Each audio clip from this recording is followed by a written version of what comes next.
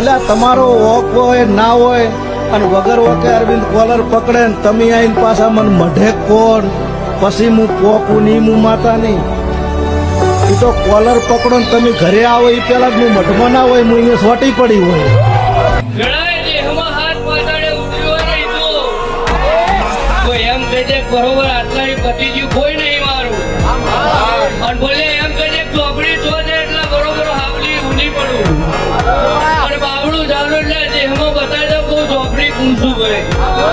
બોલી બોલીને બનાવ્યું છે ચેલેન્જ મારીને બનાવ્યું છે.